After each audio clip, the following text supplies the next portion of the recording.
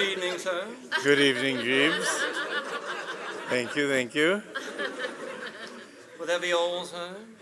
Very kind of you, Jeeves. Now, let me ask you a question, Jeeves. The story tonight will be called Strychnine in the Soup. Is it strychnine or strychnine? Strychnine, sir. I think you're wrong.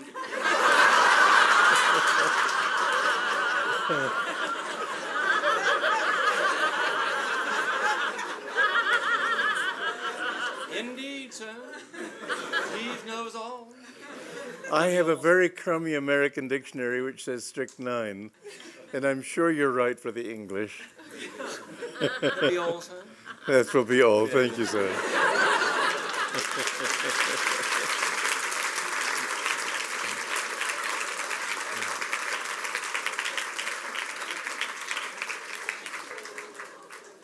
Now, tonight's story, which starts out as a tragedy but ends up pretty well, is called Strychnine in the Soup. From the moment the draft stout entered the bar parlor of the Angler's Rest, it had been obvious that he was not his usual cheery self. His face was drawn and twisted, and he sat with bowed head in a distant corner by the window, contributing nothing to the conversation which, with Mr. Mulliner at its center, was in progress around the fire. From time to time, he heaved a hollow sigh. A sympathetic lemonade and angostura, putting down his glass, went across and laid a kindly hand on the sufferer's shoulder. "What is it, old man?" he asked. "Lost a friend?" "Worse," said the stout. "A mystery novel. Got halfway through it on the journey down here and left it in the train." "My nephew Cyril, the interior decorator," said Mr. Mulliner, "once did the very same thing. These mental lapses are not infrequent." "And now," proceeded the draft stout, "I'm going to have a sleepless night wondering who poisoned Sir Geoffrey Tuttle, Bart." "The Bart was poisoned, was he?" "You never said a truer word. Personally, I think it was the vicar who did him in. He was known to be interested in strange poisons." Mr. Mulliner smiled indulgently. "It was not the vicar," he said. "I happen to have read the Murglow Manor mystery. The guilty man was the plumber." "What plumber?" "The one who comes in chapter 2 to mend the shower bath. Sir Geoffrey had wronged his aunt in the year 96, so he fixed a snake in the nozzle of the shower bath with glue. And when Sir Geoffrey turned on the stream, the hot water melted the glue. This released the snake, which dropped through one of the holes, bit the Baron in the leg, and disappeared down the waste pipe." "But that can't be right," said the draft stout. "Between chapter 2 and the murder there was an interval of several days." "The plumber forgot his snake and had to go back for it," explained Mr. Mulliner.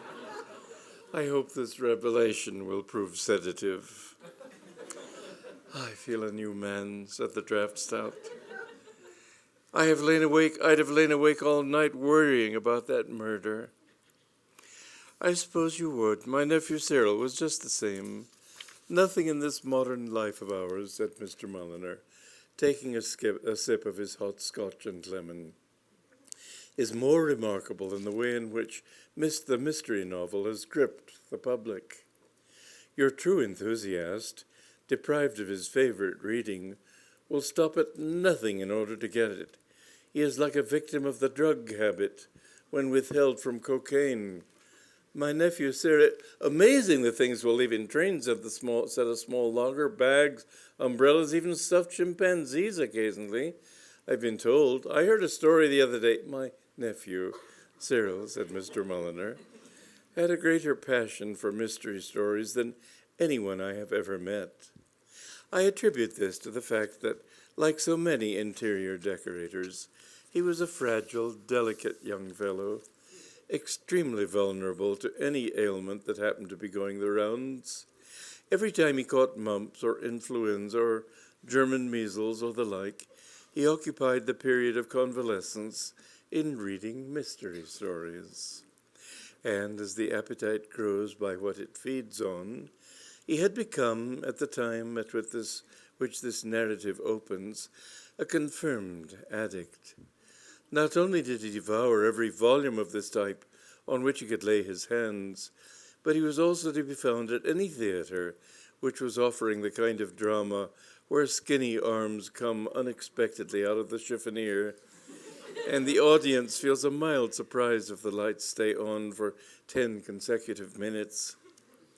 And it was during a performance of The Grey Vampire at the St. James that he found himself sitting next to Amelia Basset, the girl whom he was to love with all the stored-up fervor of a man who had hitherto been inclined rather to edge away when in the presence of the other sex. He did not know her name was Amelia Basset. He had never seen her before. All he knew was that at last he had met his fate, and for the whole of the first act he was pondering the problem of how he was to make her acquaintance. It was as the lights went up for the first intermission that he was aroused from his thoughts by a sharp pain in the right leg.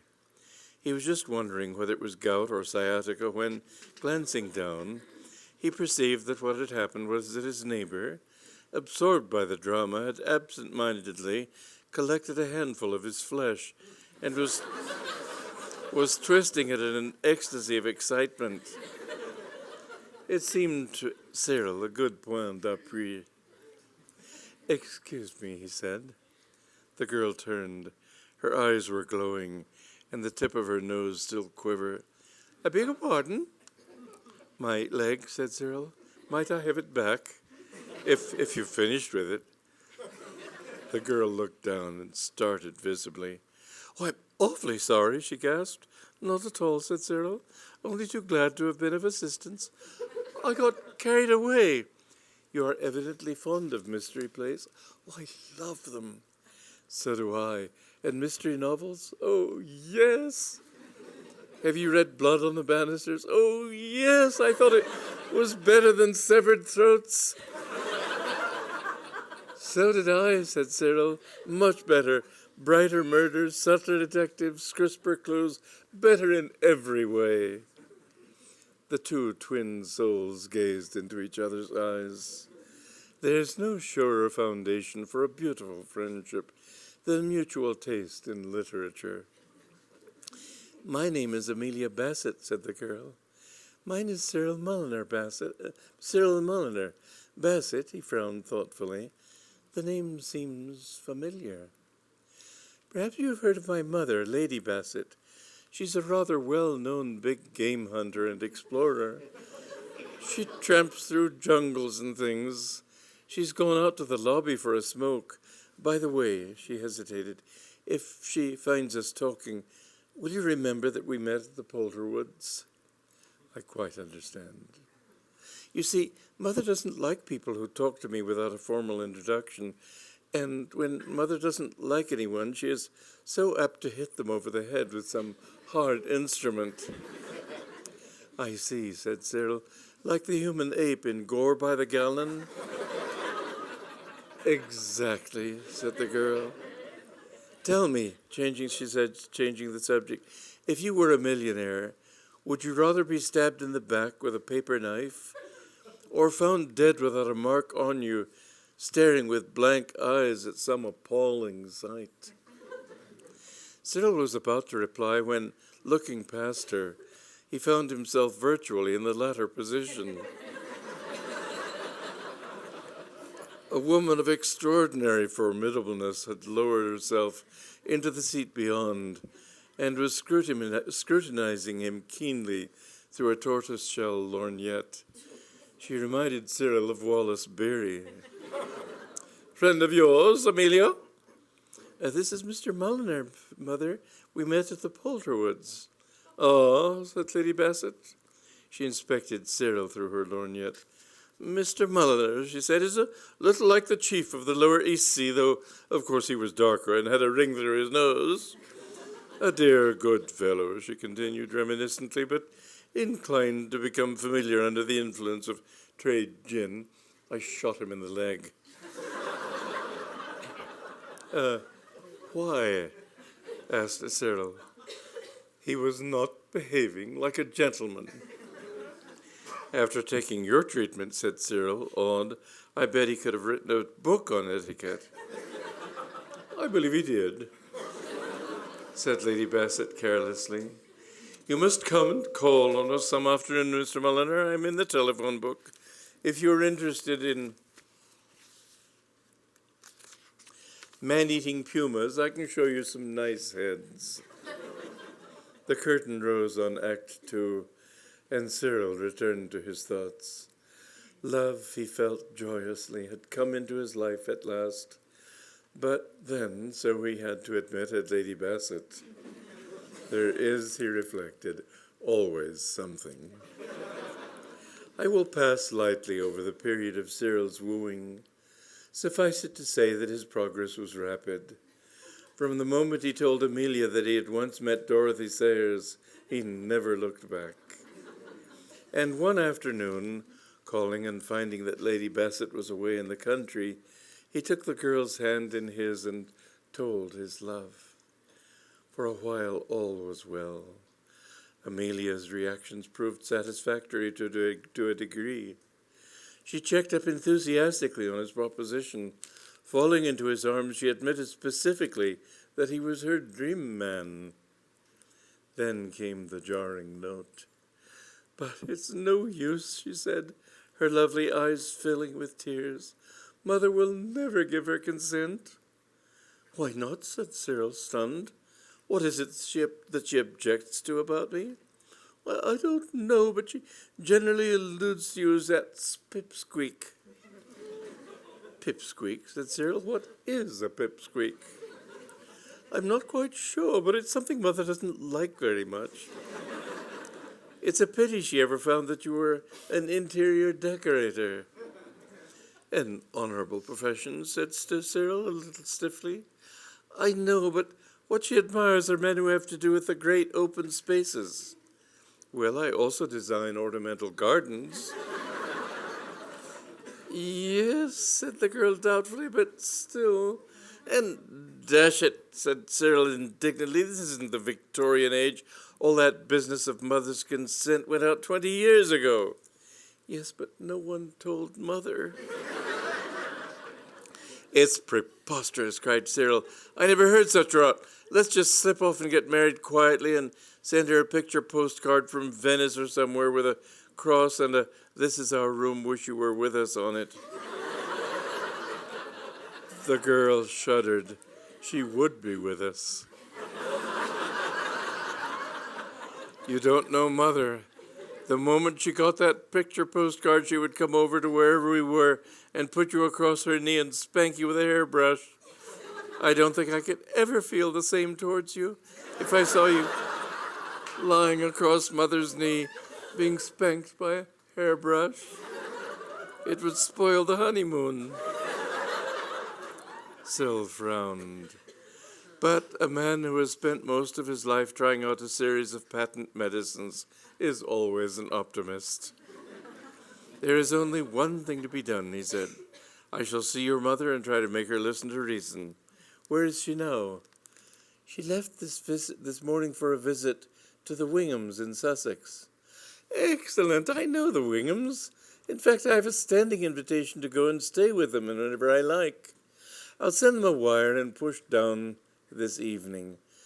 I will oil up to your mother sedulously and try to correct her present unfavorable impression of me. Then, choosing my moment, I will shoot her the news. It may work, it may not, but at any rate I consider it a fair sporting venture. But you are so diffident, Cyril, so shrinking, so retiring and shy. How can you carry through such a task? Love will nerve me. Enough, do you think? Remember what Mother is. Wouldn't a good strong drink be more helpful? Cyril looked doubtful. My doctor has always forbidden me alcoholic stimulants. He says they increase the blood pressure. Well, when you meet Mother, you'll need all the blood pressure you can get. I really do advise you to fuel up a little before you see her. Yes, agreed Cyril, nodding thoughtfully. I think you're right. It shall be as you say. Good night, my angel one. Goodbye, Cyril, darling. You will think of me every minute while you're away? Every single minute. Well, practically every single minute. You see, I have just got Horatio Slingsby's latest book, Strychnine in the Soup. And I shall be dipping into that from time to time. But all the rest of the while, have you read it, by the way? Not yet. I had a copy, but Mother took it with her. Well, if I am to catch a train that will get me to Berkeley for dinner, I must be going. Goodbye, sweetheart. And never forget that Gilbert Glendale in The Missing Toe won the girl he loved, in spite of being up against two mysterious stranglers and the entire Black Mustache gang. He kissed her fondly and went off to pack.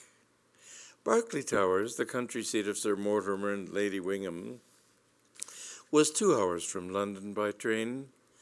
Thinking of Amelia and reading the opening chapters of Horatio Slingsby's powerful story, Cyril found the journey pass rapidly. In fact, so preoccupied was he that it was only as the train started to draw out of Berkeley Regis station that he realized where he was. He managed to hurl himself out onto the platform just in time. As he had taken the 5-7 express, stopping only at Glowberry Peveril, he arrived at Berkeley Towers in an hour, which enabled him not only to be on hand for dinner, but also to take part in the life-giving distribution of cocktails which preceded the meal. The house party, he perceived on entering the drawing-room, was a small one. Besides Lady Basset and himself, the only visitors were a nondescript couple of the name of Simpson and a tall, bronzed, handsome man with flashing eyes who, his hostess informed him in a whispered aside, was Lester Maple Durham, pronounced Mum, the explorer and big game hunter. Perhaps it was the oppressive sensation of being in the same room with two explorers and big game hunters that brought home to Cyril the mere sight of the need for following Amelia's advice as quickly as possible. But probably the mere sight of Lady Basset alone would have been enough to make him break a lifelong abstinence. To her normal resemblance to Walter Beery, she appeared now to have added a distinct suggestion of Victor McLaughlin, and the spectacle was sufficient to send Cyril leaping toward the cocktail tray. After 3 rapid glasses, he felt a better and a braver man. And so lavishly did he irrigate the ensuing dinner with hock, sherry, champagne, old brandy, and port, that at the conclusion of the meal he was pleased to find that his diffidence had completely vanished. He rose from the table feeling equal to asking a dozen Lady Bassets for their consent to marry a dozen daughters. In fact, as he confided to the butler, prodding him genially in the ribs as he spoke, if Lady Basset attempted to put any dog on him, he would know what to do about it. He made no threats, he explained to the butler. He simply stated that he would know what to do about it. The butler said, "Very good, sir. Thank you, sir," and the incident closed. It had been Cyril's intention, feeling as he did, in this singularly uplifted, dominant frame of mind, to get hold of Amelia's mother and start oiling up to her immediately after dinner. But what with falling into a doze in the smoking room and then getting into an argument on theology with one of the underfoot men whom he met in the hall, he did not reach the drawing room until nearly 10:30, and he was annoyed on walking in with a merry cry of "Lady Basset! Call for Lady Basset!" on his lips, to discover that she had retired to her room. Had Cyril's mood been even slightly less elevated, this mood might have acted as a check on his enthusiasm. So generous, however, had been Sir Mortimer's hospitality that he merely nodded 11 times to indicate comprehension, and then, having ascertained that his quarry was roosting in the blue room, sped thither with a brief tally-ho. Arriving at the blue room, he banged heartily on the door and breezed in. He found Lady Basset propped up with pillows. She was smoking a cigar and reading a book. And the book, Cyril saw with intense surprise and resentment, was none other than Horatio Slingsby's Strychnine in the Soup. The spectacle brought him to an abrupt halt. "Well, I'm dashed," he cried. "Well, I'm blowed. What do you mean by pinching my book?" Lady Basset had lowered her cigar. Now she raised her eyebrows. "What are you doing in my room, Mr. Mulliner?" "It's a little hard," said Cyril, trembling with self-pity. "I go to enormous expense to buy detective stories, and no sooner is my back turned than people rush about the place, sneaking them. This book belongs to my daughter Amelia." "Good old Amelia," said Cyril cordially, "one of the best. I borrowed it to read on the train. Now will you kindly tell me what you are doing in my room, Mr. Mulliner?" Cyril smote his forehead. "Of course, I remember now. It all comes back to me. She told me you had taken it. And what's more, I've suddenly recollected something which clears you completely. I was hustled and bustled at the end of the journey. I sprang to my feet, hurled the bags onto the platform, in a word, lost my head, and like a chump, I went and left my copy of Strychnine in the Soup on the train. Well, I can only apologize." "You can not only apologize, you can also tell me what you are doing in my room." "What I'm doing in your room?" "Exactly."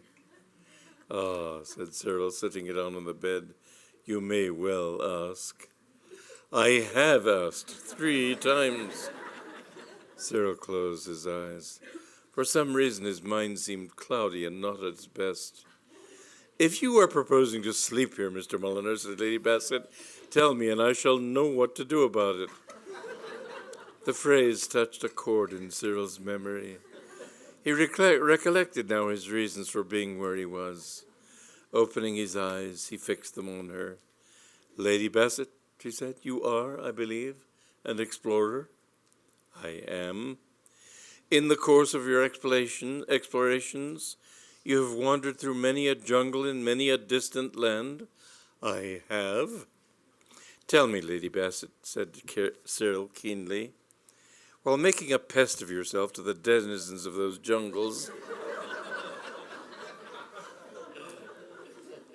did you notice one thing? I allude to the fact that love is everywhere, aye, even in the jungle. Love, independent of bounds and frontiers of nationality and species, works its spell on every living thing, so that no matter whether an individual be a Congo native, an American songwriter, a jaguar, an armadillo, a bespoke tailor, or a tsetse fly, he will infallibly seek his mate. So why should an interior decorator and designer of ornamental gardens, I put this to you, Lady Basset,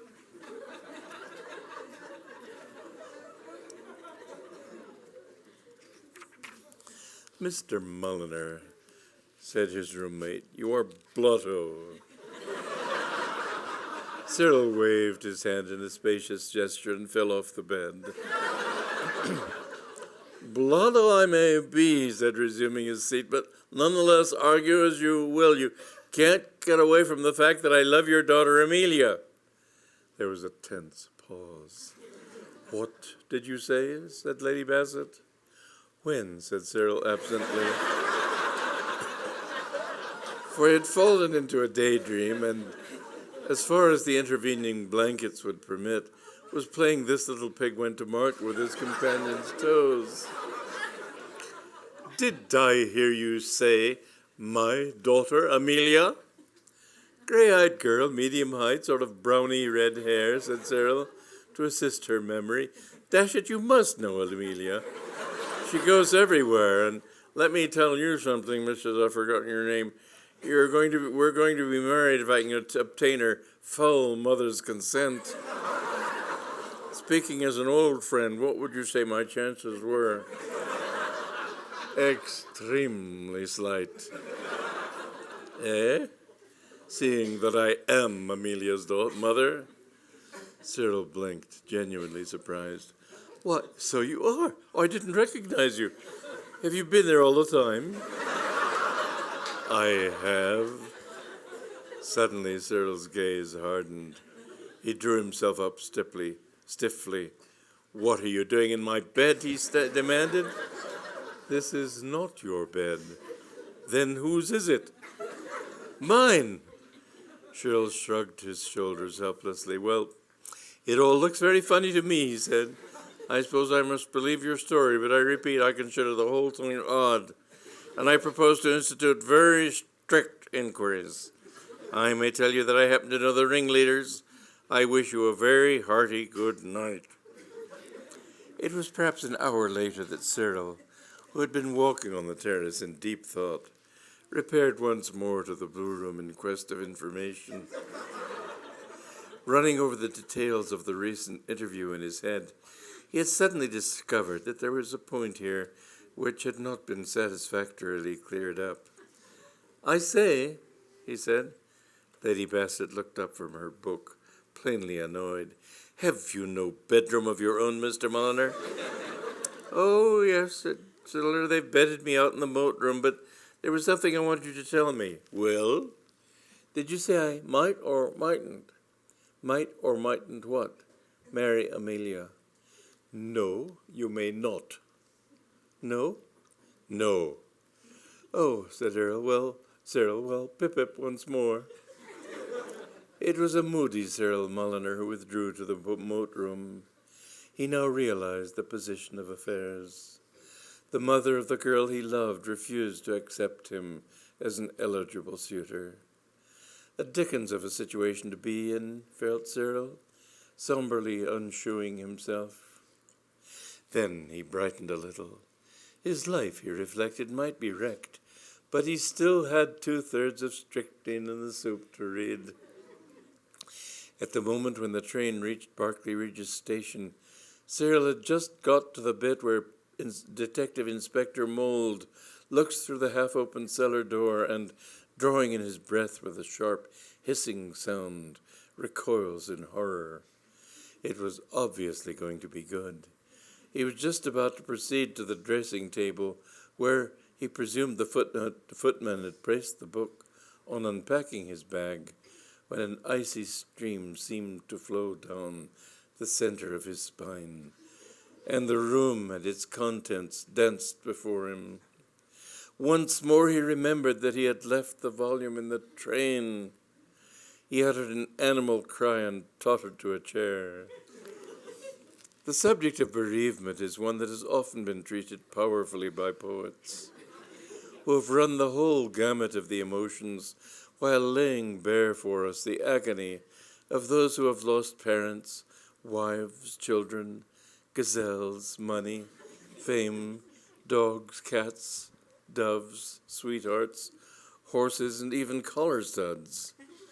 But no poet yet has treated of the most poignant bereavement of all, that of a man halfway through a detective story who finds himself at bedtime without the book. Cyril did not care to think of the night that lay before him. Already his brain was lashing itself from side to side like a wounded snake as it sought for some explanation of Inspector Mould's strange behavior. Horatio Slingsby was an author who could be relied upon to keep faith with his public. He was not the sort of man to fob the reader off in the next chapter with the statement that what had made Inspector Mould look horrified was the fact that he had suddenly remembered that he had forgotten all about the letter his wife had given him to post. If looking through cellar doors disturbed a Slingsby detective, it was because a dismembered corpse lay there, or at least a severed hand. A soft moan as of something in torment escaped Cyril. What to do? Even a makeshift substitute for strychnine in the soup was beyond his reach. He knew so well what he would find if he went to the library in search of something to read. Sir Mortimer Wingham was heavy and country squirish. His wife affected strange religions. Their literature was in keeping with their tastes. In the library there would be books on Baha'ism, volumes in old leather of the Rural Encyclopedia, My 2 Sunny Years in Ceylon by the Reverend Orla Waterbury, but of anything that would interest Scotland Yard, of anything with a bit of blood in it and a corpse or two into which a fellow could get his teeth, not a trace. What then, coming right back to it, what to do? And suddenly, as if in answer to the question, came the solution. Electrified, he saw the way out. The hour was now well advanced. By this time, Lady Basset must surely be asleep. Strychnine in the soup would be lying on the table beside her bed. All he had to do was creep in and grab it. The more he considered the idea, the better it looked. It was not as if he did not know the way to Lady Basset's room, or the topography of it when he got there. It seemed to him as if most of his later life had been spent in Lady Basset's room. He could find his way about it with his eyes shut. He hesitated no longer. Donning a dressing gown, he left his room and hurried along the passage. Pushing open the door of the blue room and closing it softly behind him, Cyril stood for a moment, full of those emotions which come to a man revisiting some long familiar spot. There the old room was, just the same as ever. How it all came back to him. The place was in darkness, but that did not deter him. He knew where the bed table was, and he made for it with stealthy steps. In the manner in which Cyril Mulliner advanced toward the bed table, there was much which would have reminded Lady Basset, had she been an eyewitness, of the furtive prowl of the lesser iguanodon tracking its prey. In only one respect did Cyril and this creature of the wild differ in their technique. Iguanodons, and this applies not only to the lesser, but to the larger iguanodon, seldom, if ever, trip over cords on the floor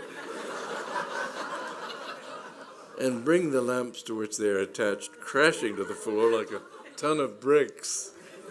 Cyril did. Scarcely had he snatched up the book and placed it in the pocket of his dressing gown when his foot became entangled in the trailing cord and the lamp on the table leaped nimbly into the air, and to the accompaniment of a sound not unlike that made by 100 plates, coming apart simultaneously in the hands of 100 scullery maids, nosedived to the floor and became a total loss. At the same time, Lady Basset, who had been chasing a bat out of the window, stepped in from the balcony and switched on the lights. To say that Cyril Mulliner was taken aback would be to understate the facts. Nothing like his recent misadventure had happened to him since his 11th year, when going surreptitiously to his mother's cupboard for jam, he had jerked 3 shelves down on his head, containing milk, butter, homemade preserves, pickles, cheese, eggs, caked and potted meat. His feelings on the present occasion closely paralleled that boyhood thrill. Lady Basset also appeared somewhat discomposed. "You," she said. Cyril nodded, endeavoring the while to smile in a reassuring manner. "Hello," he said. His hostess's manner was now one of unmistakable displeasure. "Am I not to have a moment of privacy, Mr. Mulliner?" she asked severely. I trust, a broad-minded woman, but I cannot approve of this idea of communal bedrooms." Cyril made an effort to be conciliatory. I do keep coming in, don't I? He said. You do, agreed Lady Basset. Sir Mortimer informed me on learning that I had been given this room that it was supposed to be haunted. Had I known that it was haunted by you, Mr. Mulliner, I should have picked up and gone to the local inn. Cyril bowed his head. The censure, he could not but feel, was deserved. I admit, he said, that my conduct has been open to criticism. In extenuation, I can but plead my great love. This is no idle social call, Lady Basset. I looked in because I wished to take up again this matter of my marrying your daughter, Amelia. You say I can't. Why can't I? Answer me that, Lady Basset. I have other views for Amelia, said Lady Basset stiffly. When my daughter gets married, it will be not to a spineless, invertebrate product of our modern hothouse civilization, but to a strong, upstanding, keen-eyed, two-fisted he-man of the open spaces.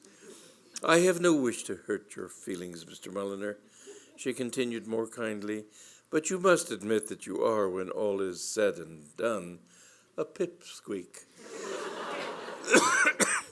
I deny it, cried Cyril warmly. I don't even know what a pipsqueak is.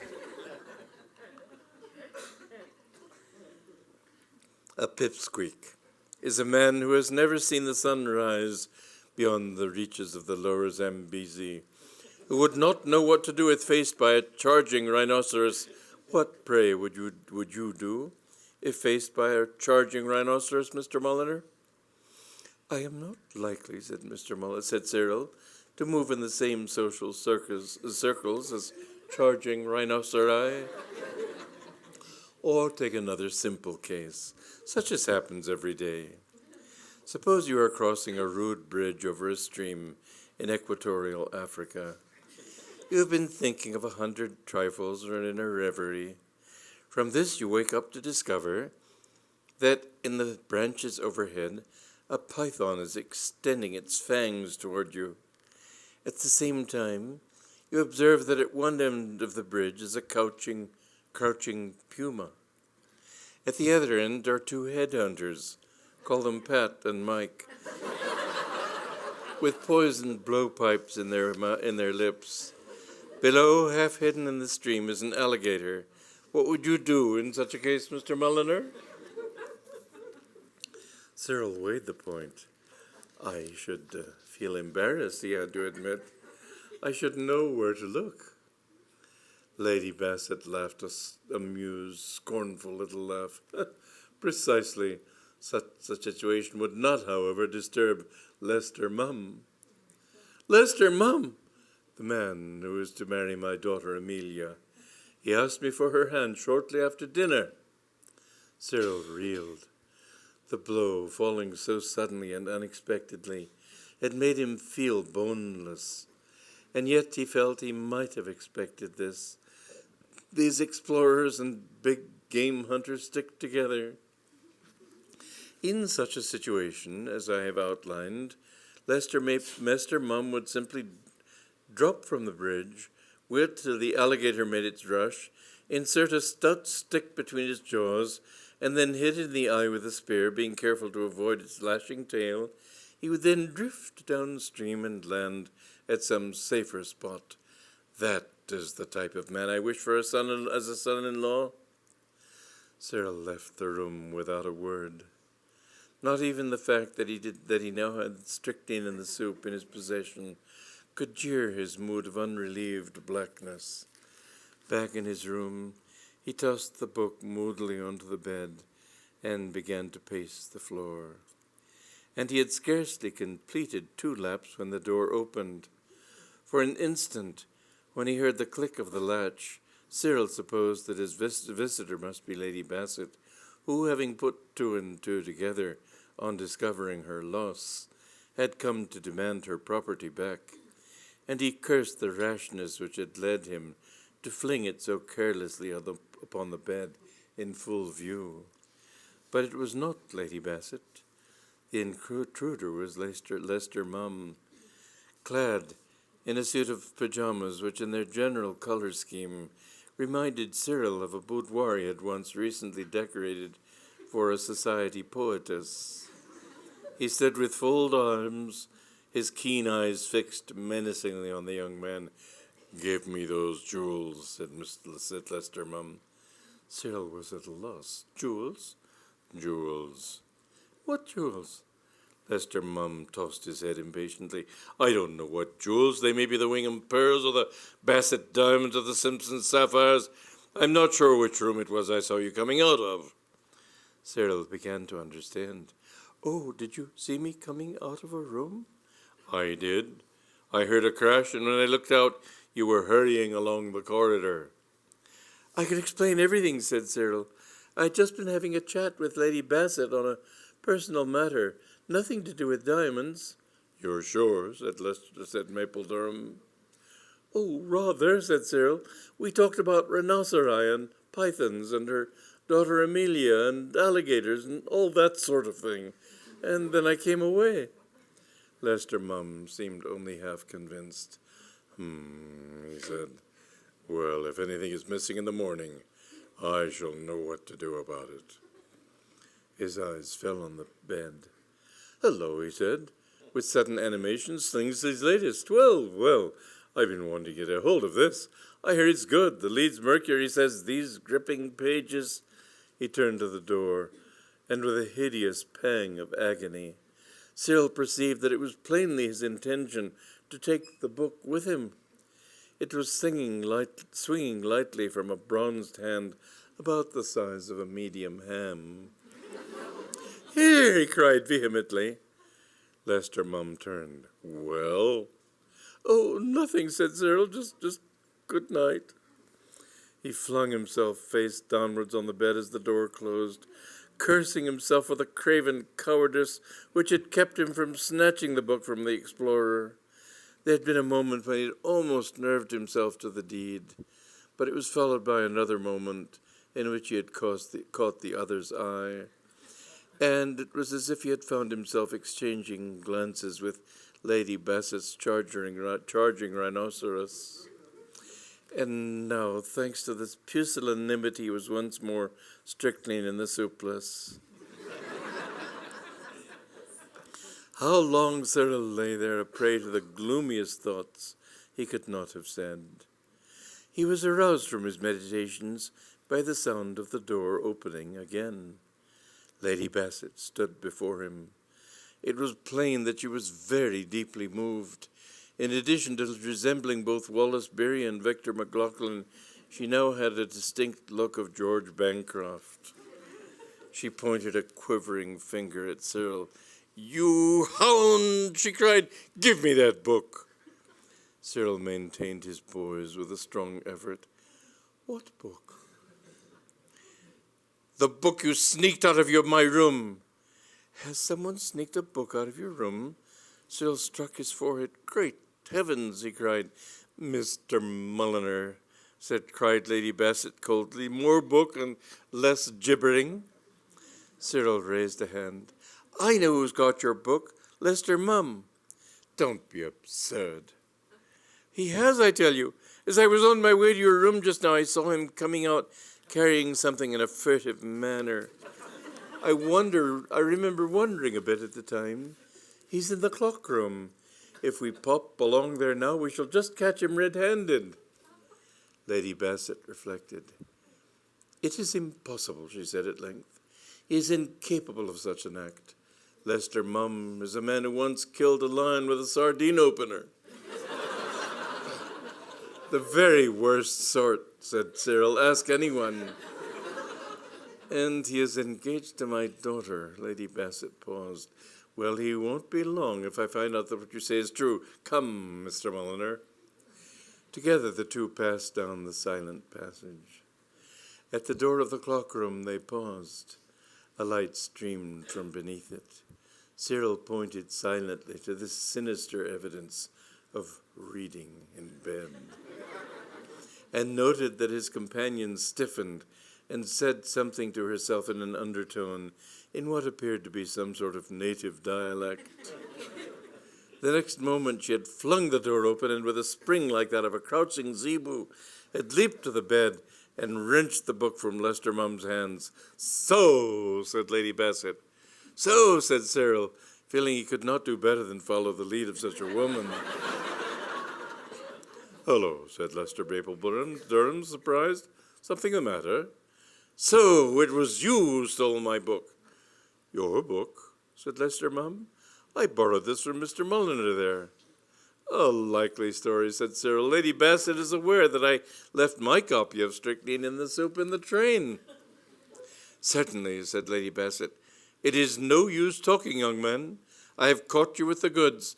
And let me tell you one thing that may be of interest. If you think that after a dastardly act like this you are going to marry Amelia, forget it." "Wipe it right out of your mind," said Cyril. But listen." "I will not listen. Come, Mr. Mulliner." She left the room, followed by Cyril. For some moments they walked in silence. "A merciful escape," said Cyril. "For whom?" "For Amelia. My gosh, think of her tied to a man like that. Must be a relief to you to feel that she's going to marry a respectable interior decorator." Lady Basset halted. They were standing outside the moat room now. She looked at Cyril, her eyebrows raised. "Are you under the impression, Mr. Mulliner," she said, "that on the strength of what has happened, I intend to accept you as a son-in-law?" Cyril reeled. "Don't you?" "Certainly not." Something inside Cyril seemed to snap. Recklessness descended upon him. He became for a space a thing of courage and fire, like the African leopard in the mating season. "Oh," he said, and deftly whisking strychnine in the soup from his companion's hand, he darted into his room, banged the door, and bolted it. "Mr. Mulliner!" It was Lady Basset's voice, coming pleadingly through the woodwork. It was plain that she was shaken to the core, and Cyril smiled sardonically. He was now in a position to dictate terms. "Give me that book, Mr. Mulliner." "Certainly not," said Cyril. "I intend to read it myself. I hear good reports of it on every side. The people's intelligence is as vigorous and absorbing." A low wail from the other side of the door answered him. "Of course," said Cyril suggestively. "If it were my future mother-in-law who were speaking, her word would naturally be law." There was a silence outside. "Very well," said Lady Basset.